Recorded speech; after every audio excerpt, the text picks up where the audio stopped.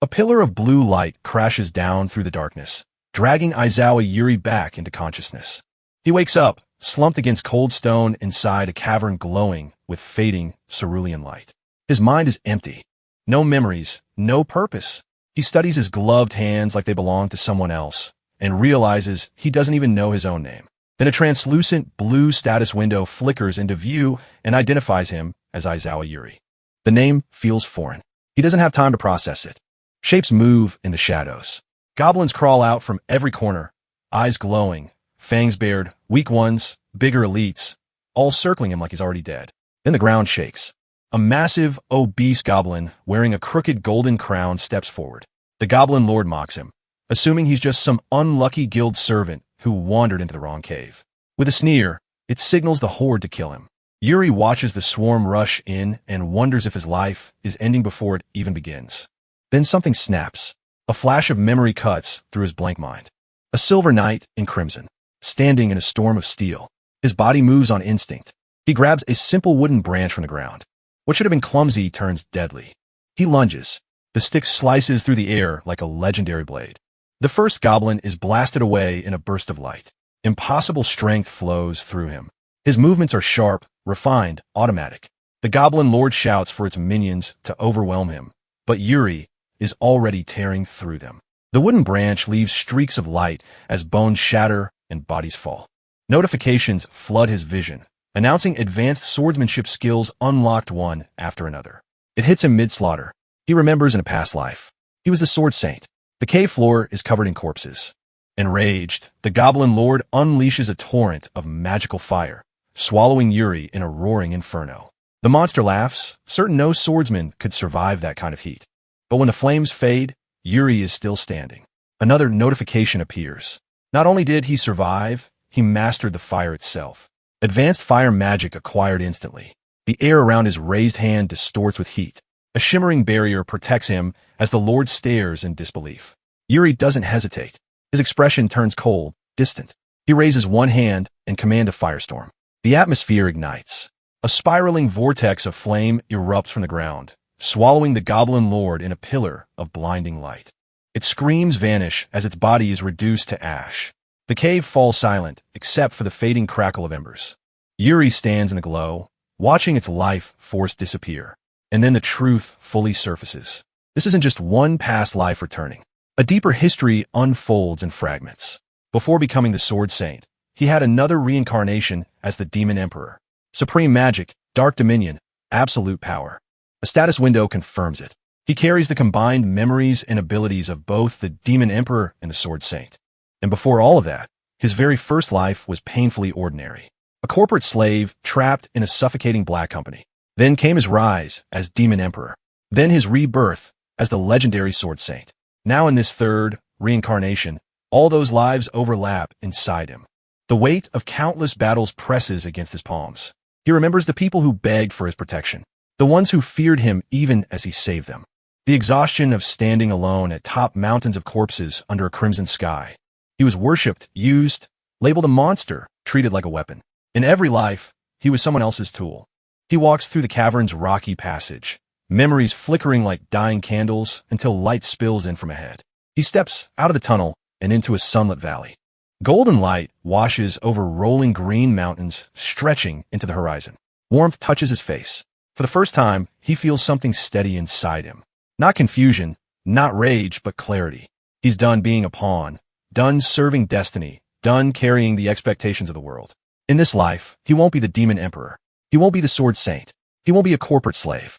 Aizawa Yuri will live for himself. A massive rock formation towers over a forest clearing like a sleeping titan. Near a dark cave entrance, the young adventurer sits on a fallen log, laying out everything he owns.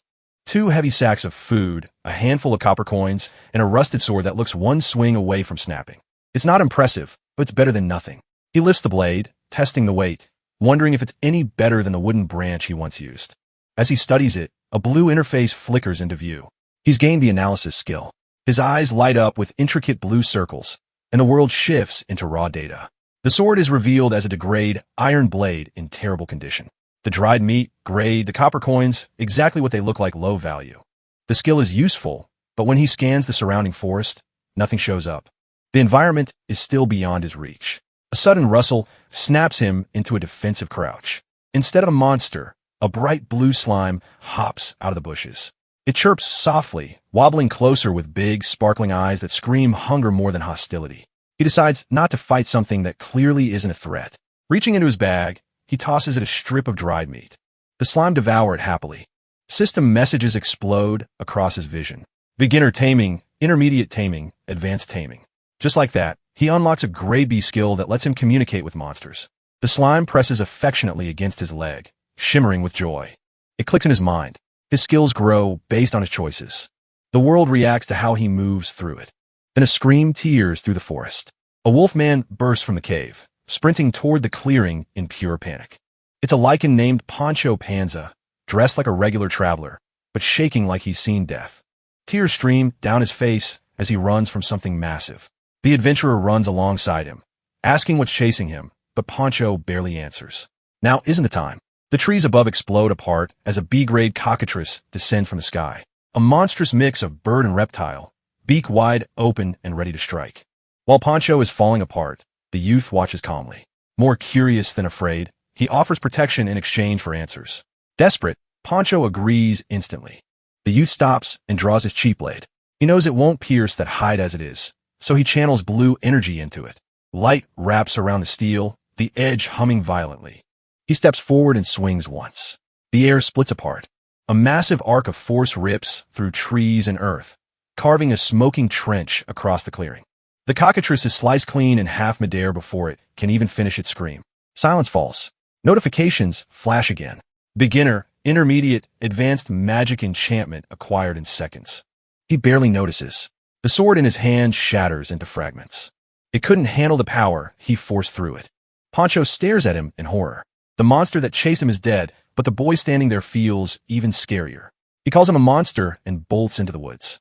From the shadows, the little blue slime watches quietly. An orange magic core pulses where the cockatrice fell. Later, after things calm down, the youth and Poncho sit beneath filtered sunlight. The youth admits he has no memories, no idea who he is or why he's this strong. Poncho confesses he thought he was a demon at first. Then he explains the area these woods belong to cockatrices. His former party used him as bait and abandoned him to die while they hunted rare items. Despite everything, Poncho suggests they head to the Adventurers Guild. Registering there might help uncover his identity. The nearest one is in the commercial city of Reidial, about 20 kilometers southwest. The youth listens, reflecting on his past lives. He remembers being an adventurer before living freely, answering to no one. The idea feels right for this life. It might be perfect.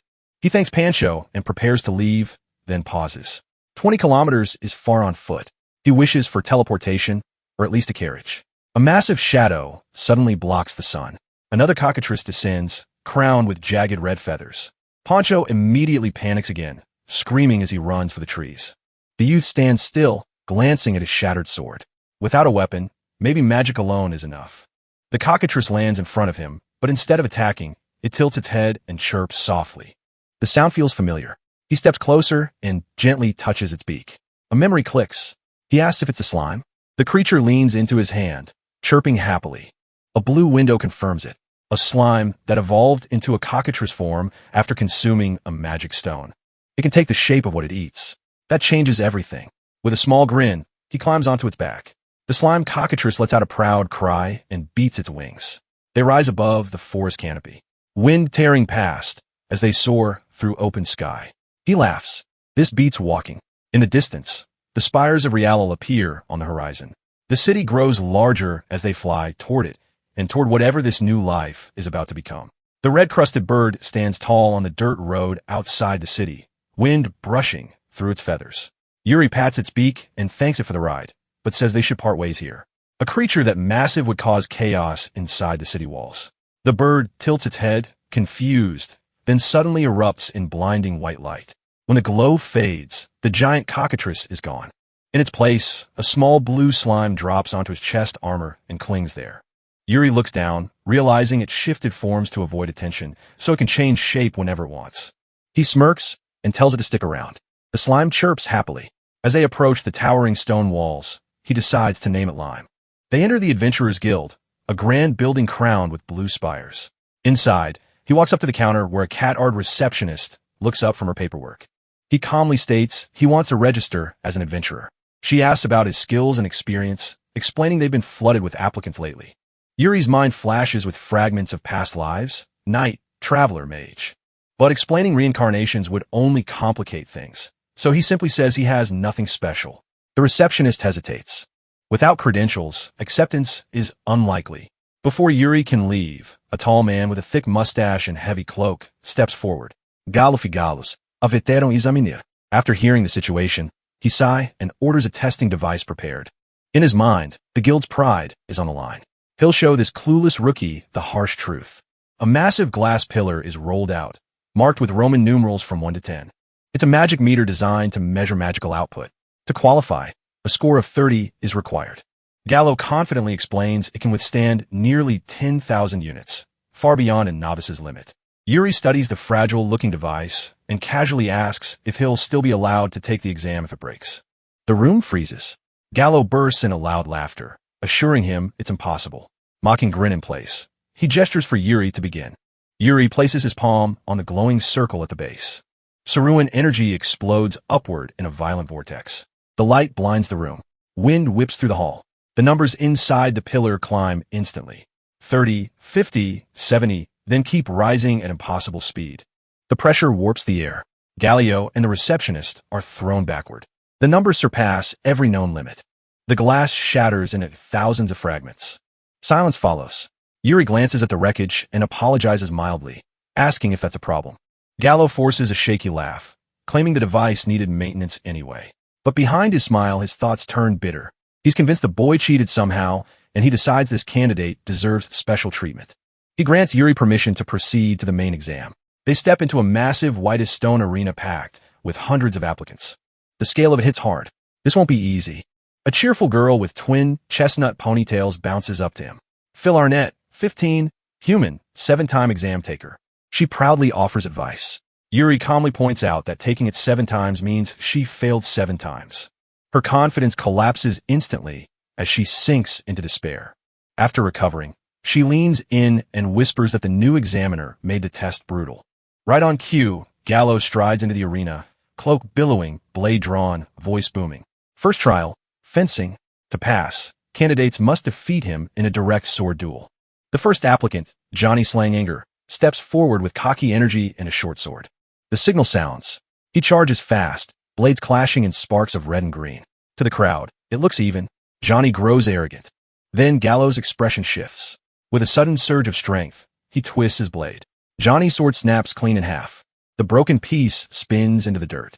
Gallo laughs loudly, mocking him and telling him to return to basic training. Johnny stands frozen in humiliation. The crowd murmurs nervously. No one wants to face that. Yuri watches quietly, activating analysis. Blue light fills his eyes as data windows appear. The truth becomes obvious. Gallo wields a B-grade shock sword. Johnny had an F-grade bronze sword.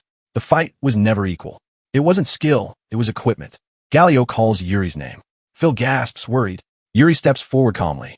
He would have preferred more time to observe, but it doesn't matter. He reaches to his belt and draws his weapon. The crowd goes silent.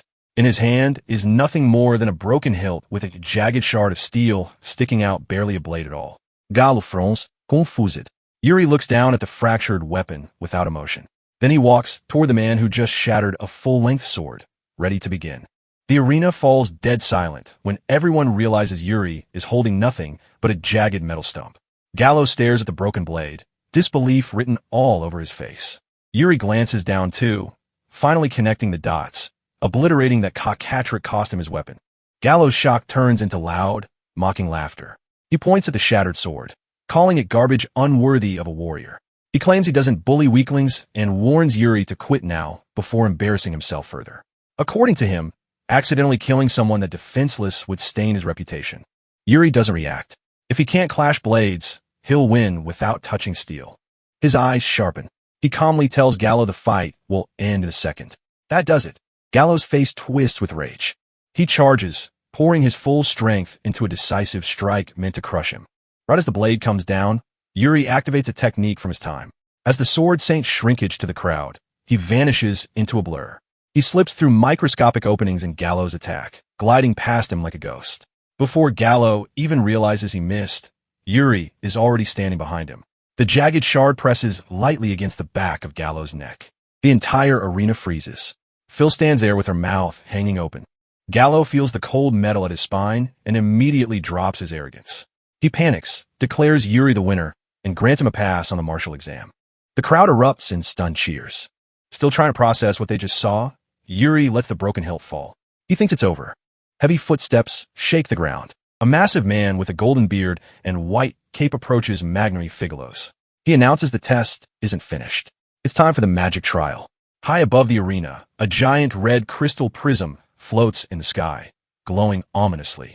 To pass, Yuri must shatter it with magic.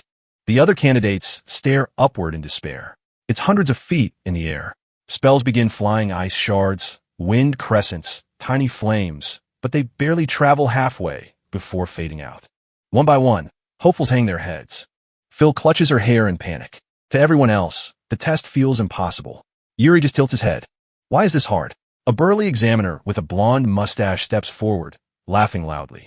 He assumes Yuri's silence means incompetence.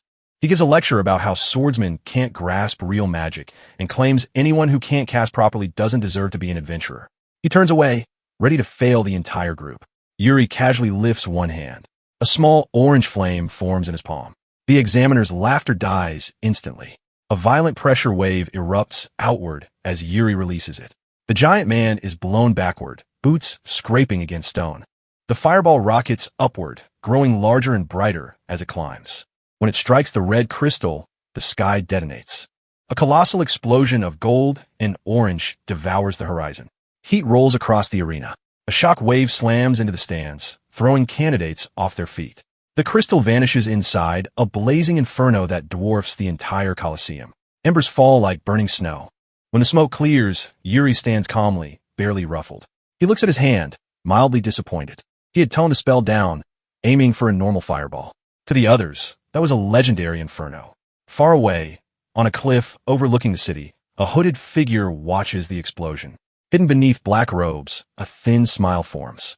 They whisper that the awakening has begun, but the boy is still immature. They look forward to meeting him again.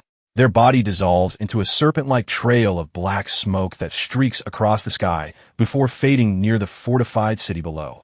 Back in the arena, the dust finally settles. Yuri sits casually atop the chest of a fallen knight in ornate red and white armor. Golden hair sprawled across the dirt. The man lies completely defeated. Yuri looks down at him without hostility and lightly asks if that was enough to pass. The guild receptionist slides a crystalline blue card across the counter, a bold silver F stamped right in the center. She congratulates Yuri, explaining that every adventurer starts at F rank and climbs up through completed quests and achievements. Yuri takes the card without much reaction, quietly studying it as proof that he's officially registered. Around them, the massive guild hall hums with veteran warriors, rough laughter, and the smell of old wood and steel. She's just starting to explain how quest requests work when the atmosphere flips. Rapid footsteps pound across the floor. Before Yuri can even turn, a small figure rockets into his back. It's the girl from the exam, grinning like she just won a championship, throwing up a victory sign and nearly knocking him flat with pure energy. After studying herself, she bows awkwardly. Her mahogany hair is tied into two lively pigtails, and she's dressed in a yellow and brown adventurer tunic. She introduces herself as Phil Arnett and immediately tells Yuri to call her Phil. When he gives his name, she lights up even more. She proudly flashes her own Frank license, explaining there was a retest after the chaos of the first exam. A quick flashback shows exhausted candidate slumped over while an official reviews paperwork. Phil insists she only passed because of Yuri's help. Yuri brushes it off, saying he didn't really do anything. Not everyone's impressed. Across the hall, a group of veteran adventurers watches them closely, leaning against tables with narrowed eyes. They don't like the noise or the newcomer getting attention. One man, Zach, his face half covered by long dark bangs, studies Yuri with a cold stare before muttering that the kid's just annoying. The next morning, golden sunlight spills across a city of stone rooftops and tight alleyways. Inside a cozy inn room, Yuri stretches in front of a wide window, yawning deeply. He can't remember the last time he slept this well. His mind briefly drifts back to his previous life. Muto battlefields, monstrous beasts, endless fighting. A translucent blue screen suddenly materializes in front of him, softly glowing. It announces a newly acquired skill, beginner level, unattributed magic. Yuri studies it, sensing this magic is fundamentally different from what he once wielded. Still, the bed wins. Since his lodging is covered by adventurer funds, he ignores the notification and crawls back under the covers. That peace doesn't last. Footsteps thunder down the hallway. His door slams open so hard it hits the wall. Phil bursts in, shouting an overly cheerful morning greeting. Yuri can only glare at her, half asleep and clearly irritated. Her excitement dies instantly when she looks down. Yuri isn't on a bed frame. He's resting on a massive mound of wobbling blue jelly. The giant slime beneath him has a happy face and jiggles with soft squelching sounds. Yuri explains the in-bed was too small, so his slime companion, Lime, expanded to act as a mattress. Phil just stares as he casually introduces the giant creature as his travel partner. Hands clasped in awe, Phil marvels at his ability to command a monster. She asks if she can squish Lime. Yuri looks to the slime for approval. Lime bounces happily in agreement. Phil immediately dives in, pressing her face and arms into the cool, squishy surface, completely enchanted. Yuri finally asks why she came. Phil snaps back to business, explaining their adventurer status is only provisional. There's a hidden final exam, and failing it means instant license revocation. Yuri considers how inconvenient that would be after all this effort.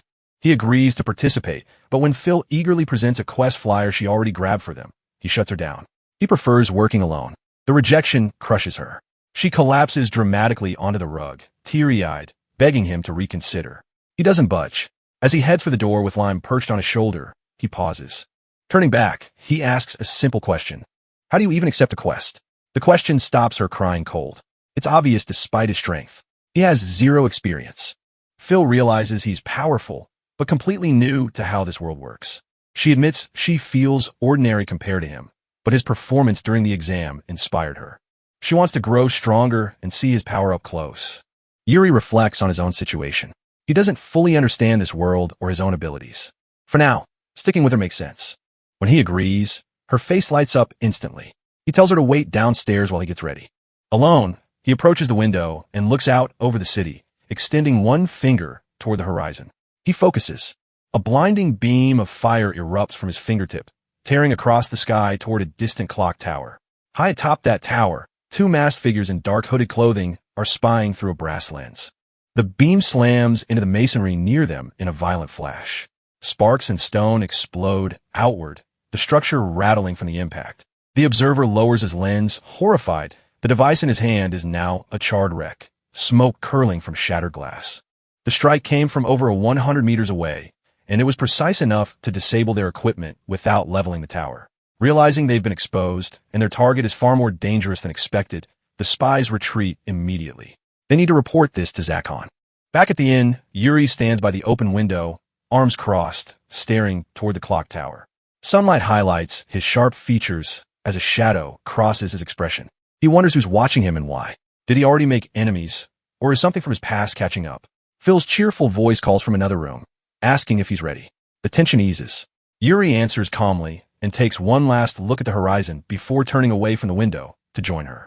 Phil charges down the forest trail like she's on a victory lap, calling back for Yuri to keep up. He follows at an easy pace, calm and unreadable, quietly comparing this peaceful walk to yesterday's chaos. The forest feels almost too quiet. A forest mouse and a plump rabbit peek out from thick green bushes, both so low in the monster hierarchy, they barely register as threats. Yuri pauses, watching them until they dart away into the brush. This quest feels way too easy. Phil, meanwhile, is thrilled, saying they lucked out with the safest job possible. With obvious pride, she explains their mission, gathering medicinal herbs. It's beginner-friendly, low-risk, perfect for new adventurers. She even lined up at dawn to secure it. When Yuri dryly compliments her dedication, she lights up, soaking in the praise until she notices him drifting toward another path. She quickly corrects him, pointing north. That's where they're supposed to go. The eastern forest is a death trap packed with high-level goblins and wolves. She has no idea Yuri literally woke up there yesterday, surrounded by monsters far worse. When he casually mentions defeating a cockatrice in the east, she laughs it off as an obvious joke. They reach a bright clearing Phil confidently declares is the herb field only to find it completely stripped bare. Her excitement crashes. She drops to her knees, digging through the dirt in disbelief, while Yuri calmly notes someone beat them to it. Heavy footsteps interrupt them. Zach Barber and two veteran adventurers step out, smug as ever. Yuri recognizes Zack from Guild. With a lazy grin, Zack confirms they harvested everything. Phil looks crushed. Then Zack pulls out a single fresh herb, pretending to play the generous senior. He claims experienced adventurers should guide newcomers. Phil rushes forward, teary-eyed and grateful. The second she reaches for it, Zack yanks it back. His expression twists into open malice as he mocks her innocence and calls them losers. The trio lectures them about crushing others to climb higher, laughing as they suggest the two should give up and crawl back home. Yuri watches silently, blue eyes sharp, recognizing the hostility.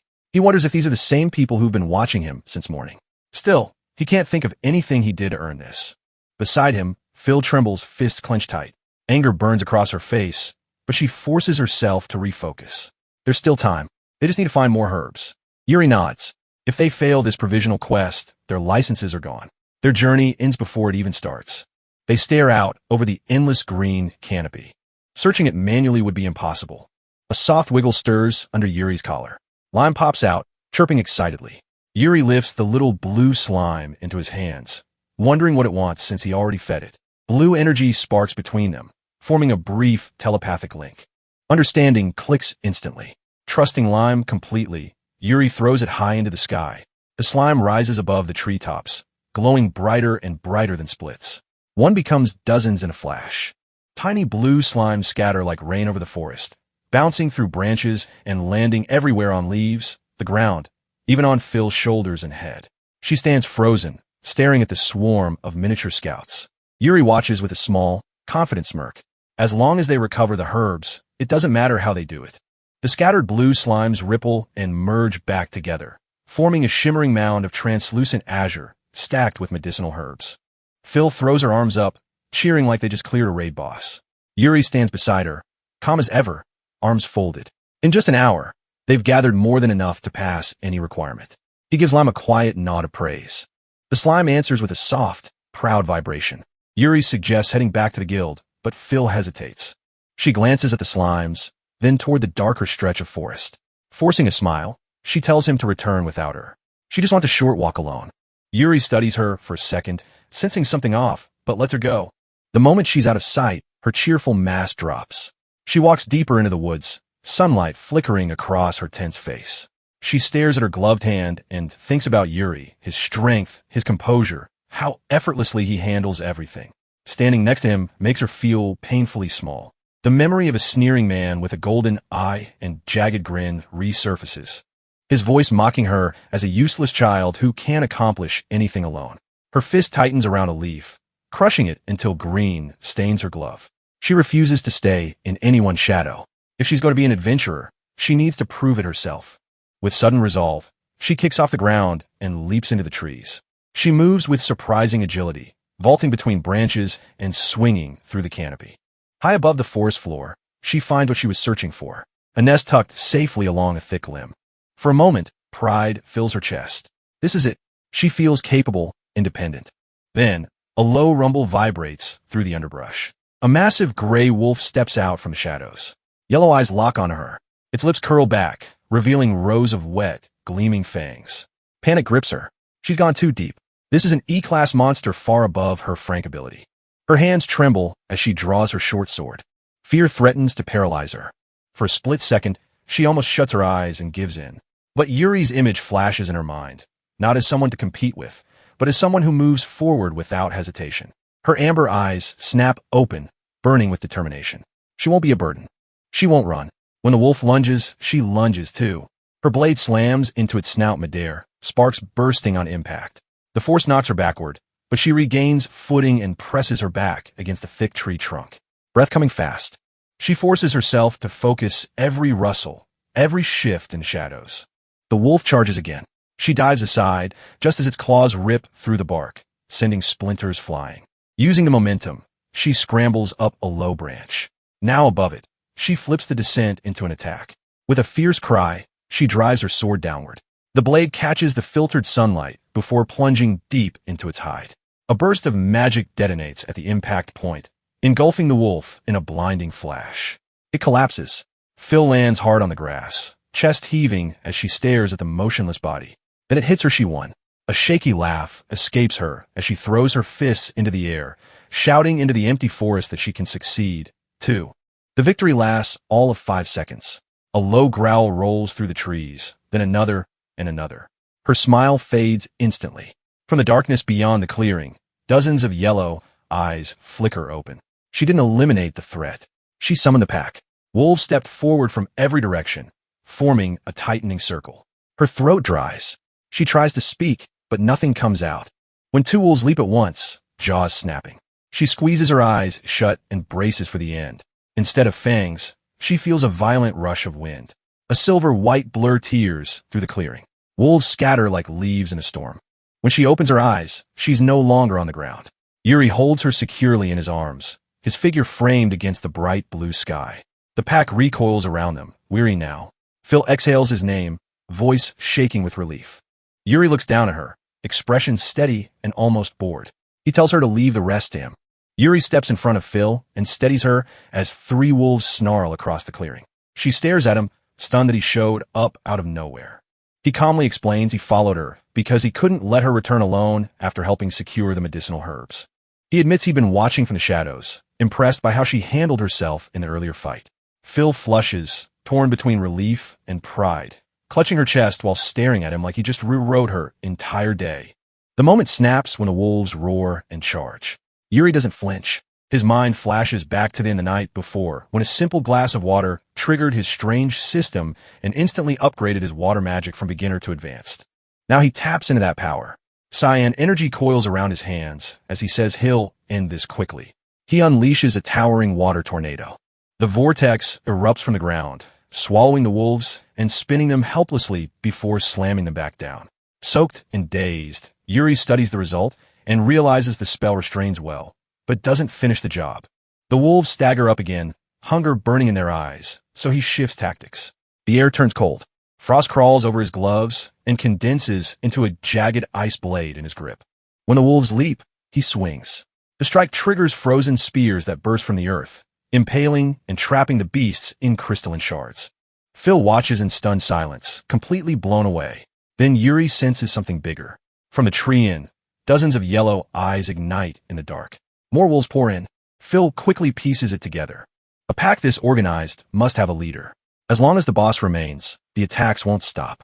Yuri narrows his gaze, agreeing they just need to eliminate the alpha. Beside him, Lime the Slime chirps urgently. Yuri connects with his familiar and sees through Lime's vision. Atop a moss-covered boulder stands a silver wolf, a rank C monster with 3 glowing red eyes. Returning to himself, Yuri thanks Lime. As regular wolves lunge again, he dodges smoothly and fires a concentrated blast toward the alpha's perch. The rock explodes, but the silver wolf escapes at the last second. The dense forest gives it too much cover. Yuri decides to erase the advantage entirely. He gathers massive mana into his palm, forming a miniature sun. He orders Lime to retreat. Then he releases a catastrophic spiral of advanced fire magic.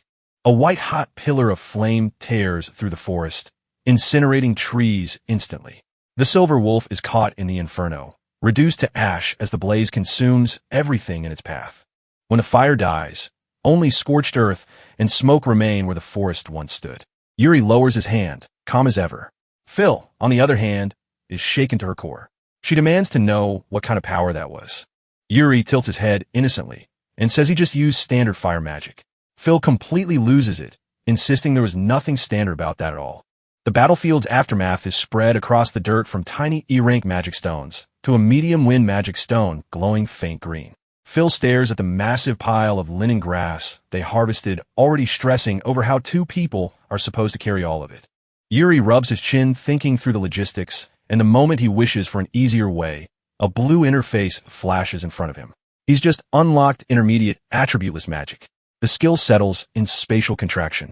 He figures it probably triggered after finally getting a proper night's sleep at the inn, something he hasn't had since arriving in this world. Either way, problem solved. They head back to the Adventurers Guild, its blue-tiled towers rising over the city. Inside, Phil confidently slaps a jagged magic stone onto the counter. The receptionist adjusts her glasses, confirms the kill, and can't hide her surprise. Clearing an E-class monster on a first quest isn't normal. Phil soaks it in, officially earning her F-rank status, then jumps in celebration while Yuri watches quietly. When a receptionist turns to Yuri, She notices his empty hands and asks if he has anything to report. He calmly tells her to wait and raises his hand toward the center of the hall. Blue magic circles spin into existence as space distorts. Then he releases it. A mountain of linen grass explodes into the guild hall, towering over desks and chairs. The receptionist freezes. The commotion draws senior staff. An elderly man with a silver mustache and monocle pushes forward, skeptical at first. Then he digs into the pile and pulls out the glowing emerald wind magic stone. His hands shake as he identifies it and demands to know if Yuri defeated a silver wolf. Yuri just blinks and asks if that's a problem. The guild erupts. Staff rush to the back rooms to report what just happened while Yuri and Phil stand casually beside the herb mountain like this is just another day. Phil can barely contain herself, already declaring Yuri future top-tier material. Yuri leans on a railing, detached, waiting for the verdict. Eventually, the inner doors open. A group of officials, led by a silver-haired man in a formal waistcoat, steps out and bows deeply. They announce an exception. Yuri is being promoted straight to B rank. The hall goes silent. Veteran adventurers whisper in disbelief. No newcomer jumps tears like that, and Yuri shuts it down immediately. He flatly refuses the promotion and declares he'll remain frank. The collective gasp echoes through the guild. Later, under the amber glow of sunset, Phil still can't process it. She asks if he's really turning down that kind of status. Yuri explains higher ranks mean constant summons, pressure, and attention. He calls it a hassle. He admits things are unfolding too similarly to his previous life, and he refuses to repeat it. He says he just wants freedom, to move at his own pace, to stay low profile. Then he suggests they continue together as low-rank adventurers. Phil looks at him like she's seeing him clearly for the first time. She respects that he doesn't chase glory. Meanwhile, she can't ignore the gap between them. She remembers barely surviving one wolf and freezing when surrounded. She thinks about failing even basic herb quest beginners usually clear. The difference in strength hits her hard. Instead of shrinking from it, she decides she'll work harder. With renewed energy, she thanks him and sprints down the cobblestone street.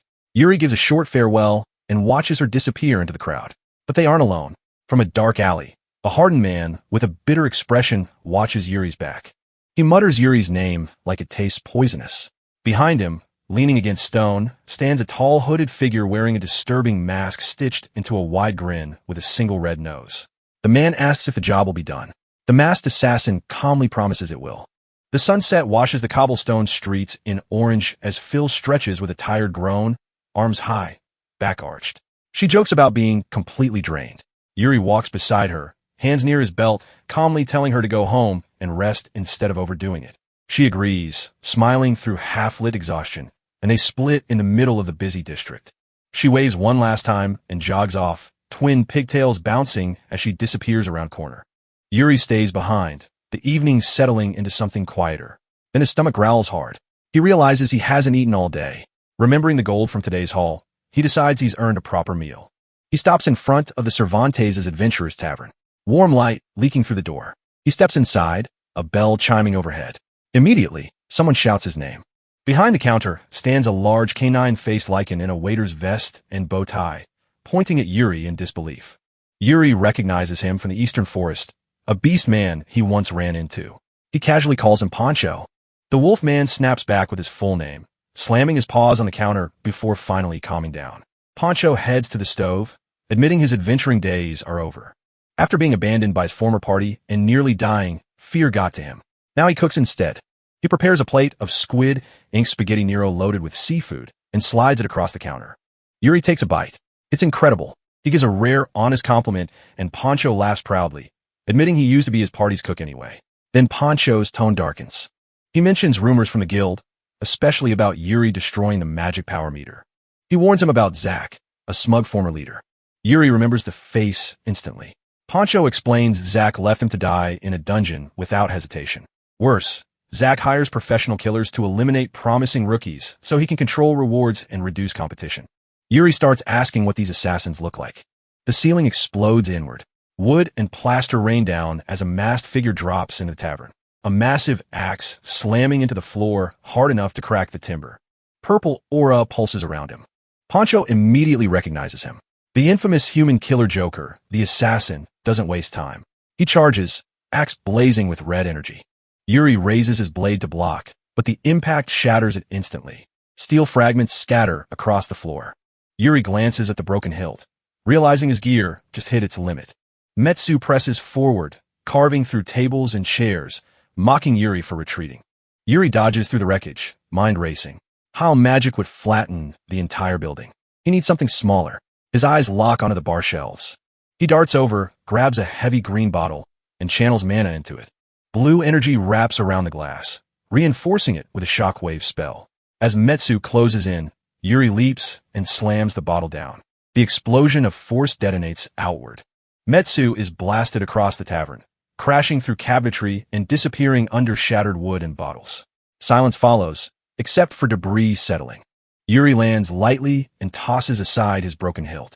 He casually asks Poncho where he can buy a new weapon. Poncho stares at the ruined tavern in pure devastation. Outside in a nearby alley, a disheveled man watches with a scowl before slipping back into the shadows. Yuri follows directions to a stone building marked with a 100-beard sign. He pushes inside and walks straight into chaos. A red-haired girl in white armor is slamming a broken sword onto the counter, arguing with a dwarf blacksmith wearing a horned helmet and goggles. The dwarf refuses to accept blame for the blade breaking so quickly. She refuses to leave without answers. Her presence dominates the shop. Fiery red hair, sharp blue eyes, stands firm like she's ready for battle. She demands accountability without backing down. Yuri stands near the doorway, holding a small memo. Already exhausted, his half-lit eyes and flat expression say it all. To him, this isn't dramatic tension. It's just more trouble showing up uninvited. Inside a cramped timber workshop packed with the smell of charcoal and iron, Rico Graness is going off. 16 years old, long crimson hair, face burning red. She's demanding compensation for a shattered rapier laid out on the counter. She refuses to accept it as is and wants a proper replacement. Across from her stands Yugo Mantle, a dwarf with a graying beard and goggles resting on his helmet. He lets out a tired sigh and tells her the truth no one wants to hear. The town's economy is in shambles. Quality weapons are a luxury now. If she wants something better, she'll have to look elsewhere. Yuri stands slightly behind them, quiet, holding a stack of papers. He doesn't interrupt at first. His attention locks onto the broken blade. Then his left eye shifts, the iris transforming into a glowing blue geometric pattern. Through that strange vision, he sees the weapon's truth laid bare. Grade D, trash tier materials, but the craftsmanship quality a high skill, flawless execution. The blacksmith isn't the problem. Yuri cuts through the argument with a calm observation. The smith's ability isn't lacking. The materials are garbage. Yugo freezes, surprised that a kid caught that. His expression darkens as he explains that they used to rely on high grade or from the northern mines. That supply is gone. A vicious golem took over the mines and claimed them as its territory. He shows them an image of cracked red earth glowing like a wound in the mountainside. With no access to quality, or he's been forced to work with scraps. The shop may not survive much longer. Yuri doesn't offer pity. He walks to a barrel of mass-produced blades and picks up a plain iron sword. Then he drops a heavy pouch on the counter. 50,000 hil. The wood cacks under the weight. He states plainly that he'll buy the sword and use it to kill the golem. Both Yugo and Rico stare at him like he's insane. Rico flat out says no one fights a golem with a sword. Yuri calmly tests the grip and replies that it's about how the weapon is used. He promises to bring back high quality, or so Yugo can forge him something worthy. He leaves the shop. Rico storms after him, red cloak snapping in the wind. She blocks his path and demands to see his adventurer license. Yuri hands over a pale blue card. In the center is a bold F, the lowest rank possible. Rico nearly explodes. F rank is for picking herbs and digging potatoes. He's a novice, completely out of his depth. Yuri doesn't understand why she's so worked up. His life isn't her responsibility. Flustered, she admits she doesn't want someone dying because of her broken sword situation, so she's coming with him. They leave the safety of the town walls. The northern mine looms ahead, a jagged mountain with a dark opening carved into its base. As they approach, dust shifts around heavy stone footsteps. A massive grade D golem steps out, a single dull red eye glowing from its rocky frame. Rico grips her massive hammer and charges without hesitation, telling Yuri to watch carefully. She circles the lumbering giant, moving fast. The lesson is clear. Keep your pace high. Stay behind it and focus on the rear. She leaps into the air and slams her hammer down on its back. The impact cracks stone and sends a shock wave through the ground. The golem drops to one knee. Yuri studies the fight calmly. Massive strength, heavy durability, but painfully slow movement. That's the weakness. Rico lands and smirks, starting to explain that the back is the weak point. Then the golem's core flares bright orange. A beam of concentrated energy blasts out from its chest, roaring toward them. Rico freezes at the sudden shift. Yuri moves. Blue mana erupts around his blade. His eyes glow to match. With one clean horizontal slash, he cuts straight through the energy beam, splitting it apart into harmless sparks. Then he launches forward, body streaking in blue light. His cheap iron sword carved through stone like it's soft clay. Slash after slash lands in rapid succession. In seconds, the golem is reduced to rubble. Rico just stands there, stunned. She asks what he just did. Yuri casually says he cut it down. She chases after him, insisting that attacking a golem head-on with a sword makes no sense. It has to be luck. Yuri pauses and glances back toward the mine entrance. He says, maybe she's right. Maybe it was luck. Then multiple red eyes ignite in the darkness. More golems step out, forming a small army. Yuri tightens his grip on the glowing blade and suggests they test that luck theory against the rest of them. The jagged mountain casts long shadows over the cave entrance as Yuri and Rico slip inside, hidden behind scattered boulders. Zack and his crew watch with burning resentment. Zack can't stand it. Yuri killed a golem solo and stepped into territory they considered theirs. He mutters that Aizawa Yuri won't get away with this. But while they're focused on him, something far worse appears behind them. A masked figure rising from the dark. A single red eye glowing. A crimson orb in hand reflecting the fear on their faces. Deeper in the cavern, arcane pressure surges. Yuri's eyes flare bright blue, rings of light spinning in his pupils. He unleashes a crushing pillar of energy that detonates across the battlefield, obliterating the surrounding rock golems in a single overwhelming blast. Stone shatters, dust floods the air. When the light fades, rubble is all that remains. Yuri exhales calmly. Rico stands frozen behind him, completely stunned by the scale of what he just did. Ignoring her shock, Yuri collects chunks of iron ore into a sack. Satisfied with the quality, he finds a small non-elemental magic stone and hands it to Lime, the blue slime perched on his shoulder. Rico finally snaps out of it and demands answers. Who is he really? Yuri shrugs and repeats that he's just an F-rank adventurer. She calls that impossible. He insists he's serious. Their exchange is cut short when Zack and his men step into the clearing. Weapons drawn. Zack sneers, calling Yuri a nuisance. Rico instantly realizes they're hostile. Yuri decides to remove her from danger. He quietly orders Lime to take her somewhere safe. Before she can argue, the slime expands into a giant bouncing sphere, scoops her up, and rockets through the tunnels with her screaming in confusion. Left alone, Yuri asks Zack why he's so fixated on him. He doesn't even remember doing anything. That indifference makes Zack snap. He recalls past attempts to crush Yuri, only for Yuri to act like none of it mattered. To Zack, that's humiliation. Rage twists his face as he loses control. Elsewhere, a crimson eye watches as they cross into forbidden ground. To its owner, Yuri is just a pest that needs to be erased. Three figures suddenly charge Yuri in a narrow ravine, moving with frantic desperation. Their eyes glow red, teeth bared like animals. Instead of striking cleanly, they throw themselves at him, clinging to his torso and legs with brutal force. Yuri frowns, confused. His vision activates again, revealing their status. Berserk, increased durability, no pain, no intelligence. Even a mage further back is caught in the same frenzy. The mage raises a green staff and unleashes a sharp crescent of wind magic straight at Yuri. Pinned down, Yuri can't dodge. The blast detonates in a violent explosion, filling the ravine with smoke. The mage laughs, convinced Yuri is dead. Then a pulse of green light forms within the dust. Yuri stands unharmed, holding a condensed sphere of wind mana between his hands. System notifications confirm it. He just acquired wind magic and pushed it from beginner to advanced in seconds. He didn't just survive the spell, he mastered it. Wind erupts around him. He releases an advanced gale blast, a towering pillar of jade energy that rips through the ravine. The berserkers and mage are hurled away like debris in a storm. When the dust settles, they lie unconscious across the cracked earth. Yuri steadies his breathing. Strong new skill, but the fight isn't done. He turns toward the shadows beneath a cliff and calmly tells the hidden watcher to step out. The ground ripples like liquid darkness. A tall man rises from it, cloaked in a dark hooded tunic with flowing ribbons and a sleek mask. His red eyes gleam with intelligence, and a chilling grin spreads across his face. He greets Aizawa Yuri like they've met before. And just like that, the real threat finally reveals itself. Deep inside a cavern swallowed by shadows, a man in a dark hood and pointed mask steps forward and introduces himself as Nero Nightmare.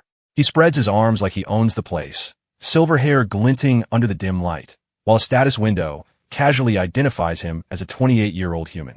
Across from him, Yuri stands steady with his spear in hand, face calm, watching the last traces of wind fade after Nero and LT, Unk and GT's flashy magic display. Nero starts clapping slowly. Amused, he praises Yuri's strength, saying it makes sense that the weaker members of his group couldn't handle him. Then he lays it out plainly. Join their organization or die here. The word organization hits Yuri harder than the threat. A cold wave of familiarity washes over him. In an instant, memories from his past life surge forward. He sees himself as a sword saint standing before rows of kneeling hooded subordinates. Then the image twists into something darker. His bare torso bound in heavy iron chains. He remembers the pain, the suffering, and the price he paid for once belonging to a group just like this one. Composed, he asks Nero if he's one of the numbers. That question wipes the grin off Nero and LT, Unk and GT's face. No outsider should know about their hierarchy. His mind races, and he concludes Yuri must be a member too. Nero demands to see Yuri's hand, explaining that every member has their rank engraved into their skin.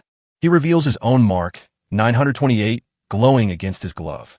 Yuri slowly rolls up his sleeve, recalling the old rule. The smaller the number, the stronger the fighter. A faint blue light pulses from his wrist. The number that appears is 0. Nero stumbles back in horror. 0 was permanently retired 500 years ago. It shouldn't exist. Yuri looks at the mark with mild confusion, remembering the Fursi was supposed to be the strongest and wondering what 0 means in that scale. Fear quickly mutates into rage. Nero convinces himself it's a fake meant to mock their order. He draws his blade and vanishes in a blur. The assassin moves like a phantom, circling Yuri at impossible speed, appearing in multiple places at once. Steel flashes from every angle while his voice echoes through the darkness, taunting Yuri's ability to keep up. Yuri doesn't flinch. His eyes track the movement with subtle precision. He admits internally that Nero is fast, the fastest opponent he's faced in this life. But that's all it is, fast. A strike that should have landed clean misses as Yuri shifts at the last possible instant. Nero pulls out a violet glowing dagger, a gray-bee weapon laced with paralyzing venom. Yuri's eyes gleam cold blue as he analyzes it instantly and decides distance is survival. He thrusts his hand forward, launching a compact fireball that forces Nero to guard. The assassin laughs at the basic spell, but that's exactly the opening Yuri wants. A wind blade slices through the air immediately after. As Nero adjusts to the dual attack, the ground erupts beneath him into jagged crystalline spikes. Waterbind locks his legs in place. Before he can react, a massive water whirl crashes down, a crushing vortex of pressure and liquid force. Nero freezes in shock. Unable to comprehend a mage wielding 3 elements seamlessly, Yuri steps forward, drawing his sword. He chants under his breath, layering durability enhancement, destructive power enhancement, and impact diffusion onto the blade. Blue energy wraps around him as he lunges. Nero's mask can't hide his terror. He begs for it to stop. It doesn't. The impact detonates in a surge of magic, and when the light fades, Nero is sealed inside a jagged tomb of ice. Yuri watches the frozen remains in silence. He thinks back to chains and collars, and makes a quiet promise he will never live shackled again. This life will be his. The scene shifts to a peaceful town bathed in forge light. A proud dwarf blacksmith presents Yuri with a grade buster sword forged from high-purity iron. Yuri tests the balance and feels its reliability instantly. When he tries to pay, the dwarf refuses, saying he only returned to smithing because Yuri defeated the golem terrorizing them. Yuri leaves with new steel at his side and the clarity of newly gained advanced swordsmanship. Walking along the cobblestone street, he hears his name. A red-haired warrior in crimson armor and a brown-haired girl with twin pigtails rush toward him, excited about a wolf quest and a trip to the armor shop. But when they get close enough to see his face clearly, they freeze. Confusion replaces excitement. They stare at him like he's a stranger. The twin-tailed girl suddenly points at him, face red with indignation, demanding to know if the red-haired warrior is his preferred type. The armored woman fires back instantly, denying any romantic link with Yuri. And just like that, Yuri mentally checks out. He turns into a pale, simplified silhouette of pure awkwardness. While the two argue loudly behind him, he stands there, spiritually absent, waiting for it to pass.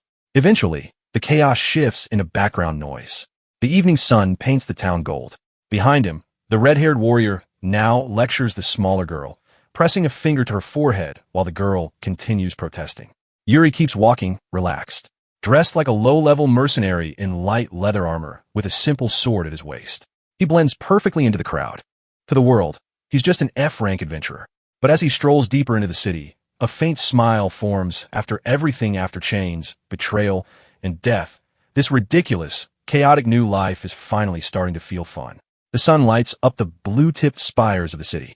As Yuri steps up to the guild counter, Lime resting comfortably in his palm. He greets the cat-art receptionist and asks for a high-reward hunting quest with plenty of monsters. He wants more magic stones for Lime, and the slime chirps happily in agreement. The receptionist hands him a goblin hunt defeat 10 or more for 20,000 gil. Yuri accepts immediately, but she reminds him that frank adventurers must form a party before heading out. He heads to the fountain in the busy plaza, recalling a recruitment notice for a frontline sword fighter. There, he finds Lid posing arrogantly with two female adventurers, Musel, the cat Sith, and a human named Emily. Yuri explains he saw their post and wants in. Lid looks disappointed that Yuri is another guy, but checks his gear anyway. The sword passes inspection, so Lid asks for his license. The moment he sees the Frank, his face twists with disgust. He calls Yuri trash and tells him to get lost before storming off with his party, leaving Yuri alone and confused. While wondering how forming a party became this hard, Yuri hears a familiar voice. Rico, the red-haired warrior in crimson armor, approaches. After hearing his situation, she agrees to team up with him. As they walk, she checks her map and shares bad news. The goblins in the northern forest have already been cleared out. She suggests the Western Highlands instead, but it's a 2-hour walk, and other parties might get there first. Yuri glances at Lime, realizing walking won't be necessary. Blue energy radiates from the slime as it expands in a flash of light, transforming into a massive feathered bird with powerful talons. Rico stares in shock before they're suddenly airborne. The giant bird tears through the sky at incredible speed. Yuri stays calm while Rico clings on for dear life. Completely overwhelmed, he casually explains that this is just Lime's transport form, though she's convinced nothing about it is normal. They arrive at the Western Highlands, rolling hills and forests glowing under the sun. Lime shrinks back into a small blue droplet. Rico stumbles upon landing, dizzy, but quickly distracted by the peaceful scenery, a clear stream winding through the glade. The calm shatters instantly. Yuri's eyes flash blue as he detects movement in the trees. An arrow whistles toward Rico's head. He catches it midair, inches from her face. She freezes, shaken as he turns toward the forest. Dozens of goblins lurk in the foliage, bows drawn. A dark wave of arrows rains down. Yuri draws his blade and moves like lightning, slicing and deflecting every projectile with flawless precision. In seconds, broken shafts cover the ground. Rico watches in stunned admiration. Just as Yuri prepares to wipe out the goblins in one decisive strike, Rico grabs his arm and stops him. She draws her rapier, standing tall with fierce resolve. She refuses to stay behind him any longer and declares she'll handle the rest herself, determined to prove her honor and worth as a true knight. Rico charges ahead with everything she's got, cape snapping behind her as she barrels toward the goblin archers. The memory of feeling useless in the mines burns in her chest, pushing her forward. Her rapier flashes in clean arcs of silver, cutting down goblins with sharp, disciplined strikes. From a short distance away, Yuri watches calmly. She's skilled, no doubt, but there are too many enemies for one person to handle alone. He lifts his hand, blue mana swirling around his palm. He tells Rico to hold the line. Magic circles flare around her arms and legs, flooding her with enhanced speed and strength. She gasps as the power kicks in. Her body moves faster than she can process, her strikes hitting with crushing force. Goblins fall apart under her blade. The rush hits her hard, half thrill, half disbelief, and she shouts toward Yuri about the insane power surging through her. Yuri keeps his voice steady, telling her to focus on the ground troops while he deals with the archers in the trees. As goblins draw their bows from the branches, he unleashes Arcane Cannon. A massive beam of blue light tears through the tree, erasing the reinforcements in one blinding blast. When the light fades, the meadow is silent and littered with bodies. Rico drops to one knee, breathing hard. She demands to know what he just did to her, but Yuri shrugs it off as basic enhancement magic. She knows it's not true. While they catch their breath, Lime happily bounces around, absorbing magic stones from the corpses. Then Rico suddenly winces, grabbing her thigh. A shallow cut burns sharply. Yuri's eyes glow faintly as he analyzes it poison. The goblins coated their weapons. He calls Lime over. The slime hops on her leg and presses against the wound, drawing out the purple venom. As the toxin drains, glowing status windows flash before Yuri. He unexpectedly gains beginner, intermediate, and advanced holy magic proficiency at once. Riko exhales as the burning fades, thanking Lime, but she's still favoring the leg. Yuri reaches out, white light gathering in his hand. He uses a beginner holy spell, weaving soft energy into the wound. The glow wraps around her thigh, sealing the injury completely. When the light fades, her skin and clothing are flawless. She stares at him in disbelief, demanding to know where he learned healing magic. He casually rubs the back of his head and claims he just figured it out. That only deepens her suspicion. Holy magic is rare. She starts questioning who he really is, but he sidesteps it and suggests they find the goblin's nest. She doubts they can track them, but Yuri reveals he already planned ahead. While some goblins fled, he attached a tiny piece of lime to them. The slime pulses on his shoulder, then jumps down and reshapes into a glowing blue arrow pointing deeper into the forest. Riko can only shake her head at how versatile this creature is. They move carefully through the trees until they reach a massive, jagged cavern carved into a cliffside. As Yuri steps toward the entrance, Riko grabs his shoulder and pulls him back. A stronghold this size won't just house stragglers. It'll be packed with enemies, likely with a boss. Yuri considers simply wiping the cave out with a massive spell, but dismisses the idea. Without physical proof, they can't claim the reward. Before they decide their next move, a mocking voice calls out behind them. A tall blonde man approaches with a smug grin. Two female adventurers clinging to his arms. He sneers at Yuri, calling him a bottom-tier potato digger. Riko looks confused, but Yuri immediately recognizes him, the arrogant adventurer from the fountain earlier. They've been followed. The blonde man, Lid, steps in close, nearly knows Tanos, laughing as he says they don't stand a chance against what's inside and should go back to pulling weeds. He and his party stride into the cavern, voices echoing with taunts as they disappear into the dark. Riko watches them with open disdain, muttering that she's glad they never teamed up. Yuri nods, though his expression stays serious. As arrogant as Lid is, he's probably right about the danger. Side by side, they tighten their gear and step into the damp tunnel, moving carefully as they descend into the heart of the enemy's lair. Lid marches through the cavern like he owns it, arms hooked around his two companions, bragging that any goblin dumb enough to show up will drop in one swing. His laughter bounces off the stone walls. Behind him, Yuri stays quiet, eyes scanning the tunnel. They've gone too deep without seeing a single monster. That's not normal. Riko walks close, hand near her sword, clearly feeling the same tension. Then the air shifts. A thick violet mist coils around their feet and rises fast. Yuri's eyes flare with mechanical blue light as he analyzes it. Dark mist, a low-grade curse meant to blind living beings. He warns the group, but the fog swallows everything, splitting them apart in a haze of purple. Red eyes ignite in the gloom. Dozens. Yuri immediately realizes it's an ambush. He shouts just as goblins burst from a mist. He and Riko move at once. Her blade cuts in crimson arcs, clean and decisive. Yuri's sword leaves streaks of blue as he flows through the attackers. The goblins are numerous, but sloppy, uncoordinated.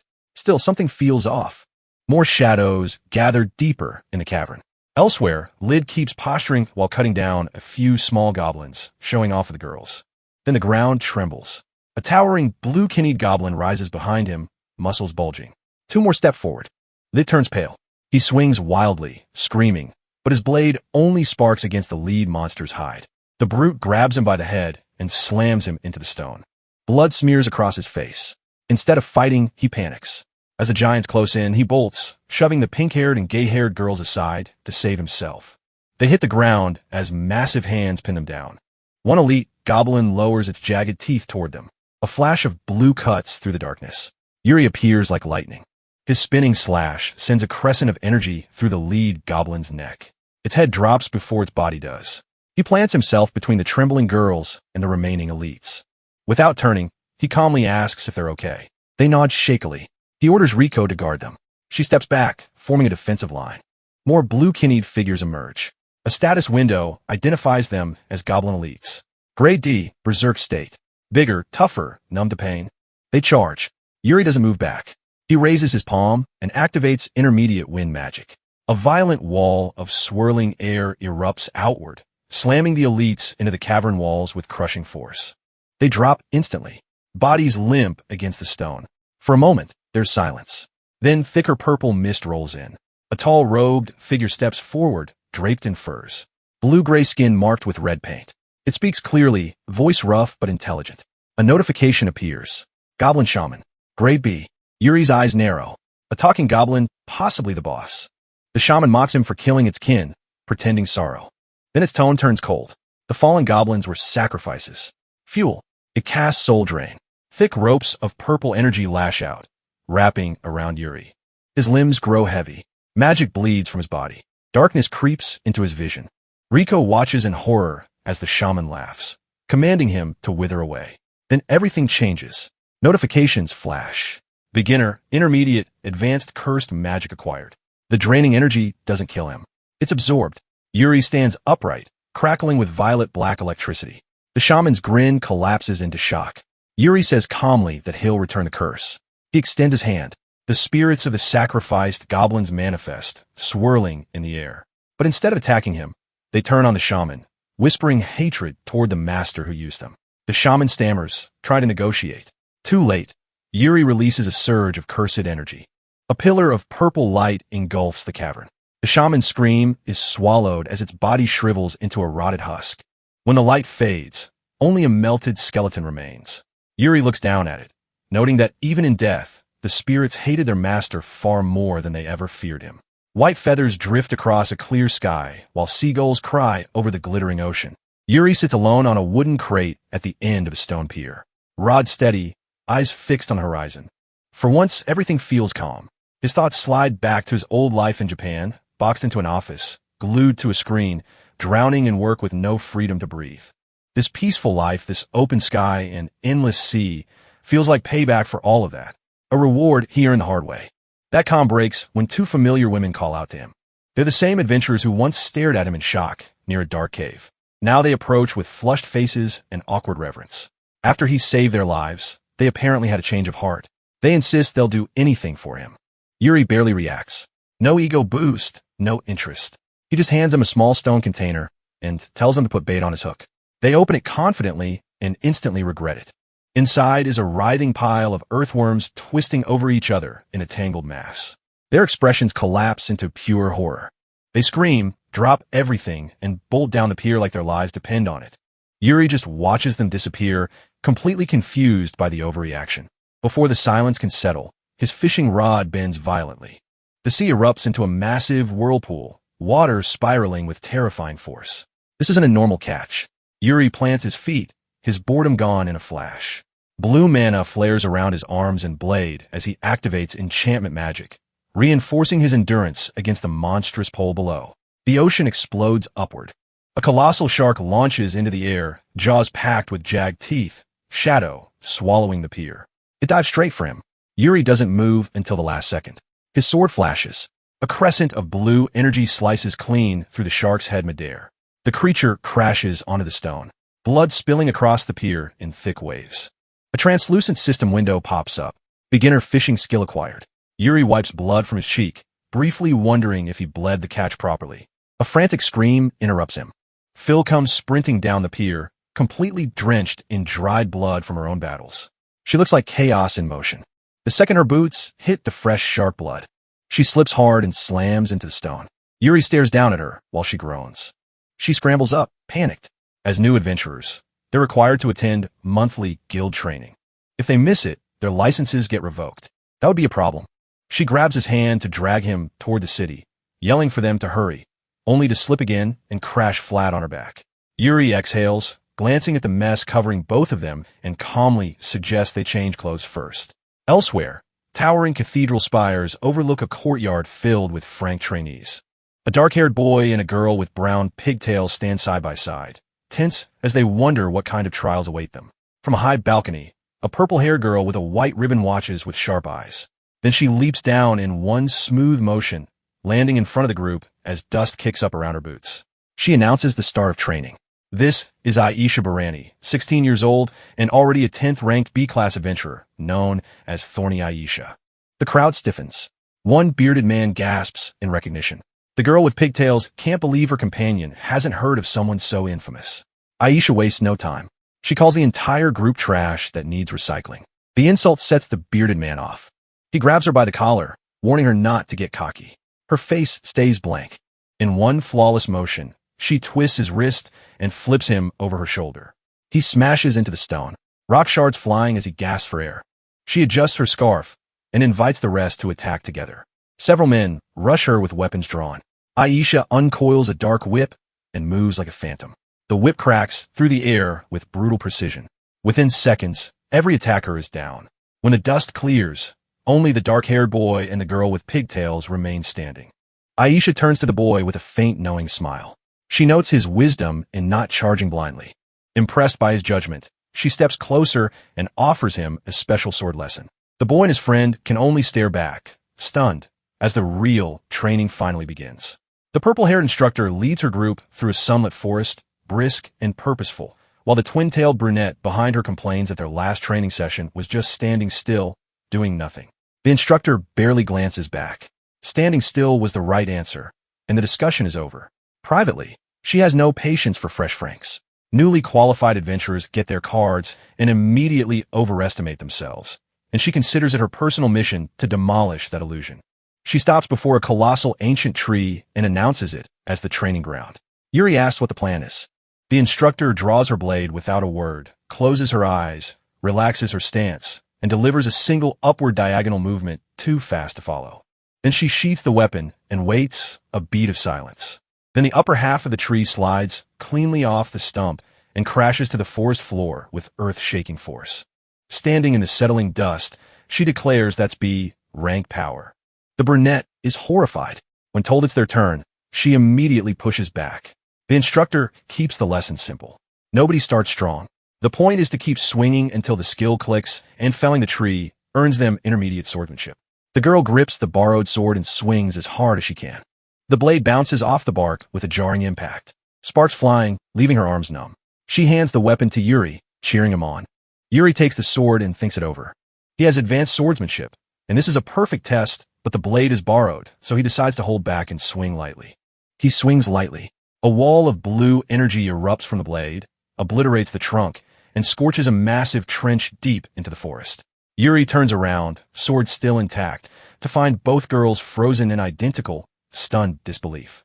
Asan pulls her collar up, struggling to form a coherent question. Yuri points out he only followed her instructions exactly. Desperate to save face, she calls it perfectly normal. The brunette loses it completely. Asan doubles down with a bold lie. She's wiped out a whole forest in one slash before, which launches her companion into a full breakdown about environmental destruction. Before things unravel further, Asan moves them to a desolate canyon flanked by tall gray cliffs. No vegetation, no collateral risk, ideal for magic. She asks Yuri if he's had formal training. When he admits he hasn't, something immediately shifts in her. A visible aura of excitement radiates off her, bunny ribbon twitching. A complete magic beginner means no competition. This is her moment to shine. She steps forward and demonstrates without hesitation. Her magic circle ignites advanced fire magic, infernal funeral spear, and a column of thermal energy slams down from the sky, cratering the stone and blasting debris outward. The brunette applauds, and Asan flips her hair, calling it routine. Yuri watches silently and internally accepts the rank is deserved. She tells him magic is all about imagination, then steps aside. Yuri closes his eyes, reconstructs the sensation of her mana, the heat and shape of the spell, and steps forward. He casts the same spell. A sort of golden fire the size of a building drops from the sky. The impact turns the canyon floor to slag, and the shock wave whites out everything. When the light fades, both girls are frozen solid in shock, but there's no time to process it because the canyon walls are already crumbling. Boulders break free and plummet toward them. Both girls scream and lock up. Yuri doesn't flinch. He reads the situation, extends his hand, and switches elements instantly. Intermediate water magic. Ice pillar wall. A dome of jagged ice spikes erupts from the ground and shatters every boulder on impact. When the debris settles, the group stands untouched beneath a shell of frost. Asan stares at his back. The shock has curdled into something quieter, deep, unsettled suspicion. She asks, barely above a whisper, who he actually is. Yuri glances back with only a vague hum of acknowledgement. System notifications shimmer in the air, confirming advanced fire magic and intermediate water magic acquired. Yuri doesn't look at them. He adjusts his armor, mutters that he's just an F-rank adventurer, and walks away. That line breaks on completely. She doubles over, laughing until she can barely breathe, her small white companion joining in as she points at his retreating figure and struggles to shout between gasps. High above, a masked rider on a winged beast circles over smoke rising from distant mountains, watching the destruction below with calm interest. That combination of swordsmanship and magic is exactly what he'd expect from whoever defeated. Number 928. He turns and asks his companion, Number 230, whether he can handle the target. The demon beside him almost laughs at the question. White-haired, red-skinned, horned, crackling with dark energy. Number 230 bears his fangs in a grin of pure arrogance. He turns his glowing yellow eyes on the masked man and asks whether a superior being like himself could ever lose to a mere human. Inside the tavern's warm, quiet atmosphere, Yuri Aizawa calmly eats his pasta while Bono leans over the counter, asking about Aisha's new job as an instructor. The Beastman owner smiles nostalgically, remembering their old party days and how she used to tease his limited cooking skills. Still, he respects her, acknowledging that her relentless effort pushed her to B rank. He assumes she's just trying to act responsible now that she has juniors under her.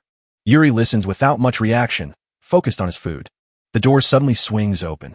A tall man with blazing red hair, a matching goatee, and heavy dark armor steps in, a crimson cape flowing behind him. The tavern quiets instantly. This is Roses Biscotti, the legendary A-rank adventurer known as the Iron Mass. Bancho greets him warmly, but the tension in the room doesn't fade. Roses walks straight up to Yuri, remarking that he really is fearless. He doesn't waste time. He wants Yuri to join him on an A-rank mission, the subjugation of the evil dragon, a monster capable of wiping out an entire nation in one breath. Bancho nearly chokes, loudly, reminding Roses that Yuri is officially only Frank. Roses doesn't care. Meeting him in person only confirms his belief that Yuri's true strength rivals A-rank hunters, even if he chooses to stay at the bottom. The dragon recently appeared in the Western Highlands, cloaked in scales and violet flames. The guild is assembling a special task force to eliminate it, and Roses wants Yuri on that team. Before Yuri can respond, a cold voice cuts in from the entrance. An elven woman with silver blue hair and sharp eyes steps inside, leaning casually against the doorway. She openly opposes the idea, calling it madness to bring an unknown Frank into an elite party. She introduces herself as Chloe of the Twilight, a B-rank adventurer ranked 3rd. Her gaze drips with disdain as she makes it clear she will never acknowledge Yuri's abilities, no matter what trick he used to impress Roses. Yuri quietly notes that he hasn't even agreed yet. Roses shuts her down, warning her not to judge by rank alone. Chloe brushes him off and picks up a silver fork from a nearby plate. If Roses is so confident, she'll test Yuri herself. Golden mana gathers around the fork in her hand. She sets the terms. If Yuri can return the fork she throws, she'll acknowledge him. If he fails, he's out and can spend his life digging potatoes. The tavern grows heavy as her mana swells. She launches the fork. It tears through the air like a golden comet powered by overwhelming magic. Yuri watches calmly, recognizing the strength behind it. Instead of dodging, he raises a finger. Blue energy ignites,